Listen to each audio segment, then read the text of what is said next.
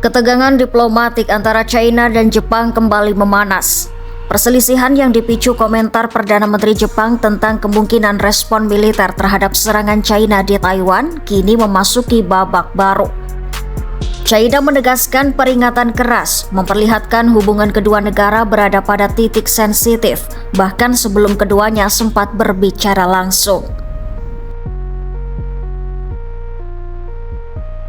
Menteri Luar Negeri China Wang Yi mengecam pernyataan Perdana Menteri Jepang Sanai Takaichi yang dianggap memberi sinyal intervensi militer dalam isu Taiwan. Wang Yi menyebut pernyataan Takaichi sebagai langkah mengejutkan yang telah menyentuh garis merah China.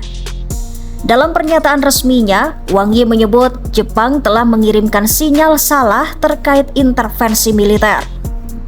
Ia menambahkan, China harus dengan tegas membalas untuk menjaga kedaulatan wilayah dan warisan perdamaian pasca perang. Ia juga menyebut, jika Jepang terus bersikeras, maka negara lain berhak meneliti kembali kejahatan sejarah Jepang.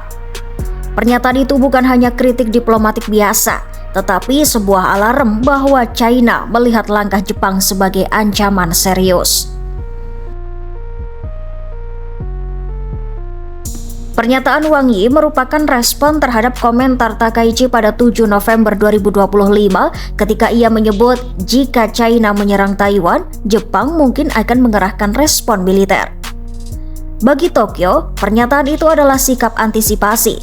Namun bagi Beijing, itu dianggap bentuk intervensi langsung dalam urusan internal China. Sejak itu, hubungan kedua negara semakin mencekam selama lebih dari 2 pekan. Ketegangan merembet dari ranah diplomatik ke ranah ekonomi dan sosial. China mengambil langkah-langkah seperti melarang warganya bepergian ke Jepang, mengeluarkan peringatan kepada mahasiswa China yang sedang atau akan belajar di Jepang, dan menghentikan impor produk boga bahari dari Jepang. Padahal, China adalah salah satu pasar terbesar bagi produk Jepang dengan nilai impor mencapai 125 miliar dolar AS atau sekitar 2.083,75 triliun pada 2024, terutama untuk sektor industri, semikonduktor, dan otomotif. Langkah ini menjadi sinyal bahwa ketegangan bisa berdampak besar pada hubungan ekonomi Asia Timur.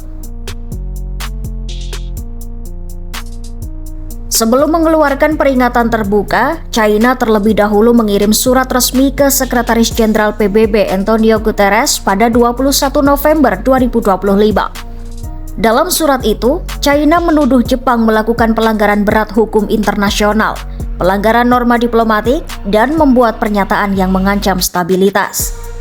China menegaskan akan membela diri dalam isu Taiwan yang mereka anggap sebagai bagian sah dari wilayahnya. Pemerintah Taiwan menolak keras isi surat tersebut. Taipei menyebut pernyataan China bersifat kasar, tidak masuk akal, dan memutarbalikkan sejarah. Surat itu melanggar pasal 2 ayat 4 Piagam PBB terkait larangan penggunaan kekuatan. Taiwan menegaskan bahwa hanya rakyat Taiwan yang berhak menentukan masa depan mereka. Sementara itu, Perdana Menteri Sanai Takaichi merespon secara diplomatis. Dalam wawancara setelah KTT G20 di Johannesburg, ia menegaskan Jepang tetap ingin membangun hubungan konstruktif dan stabil dengan China. Jepang tidak menutup pintu dialog di berbagai tingkatan.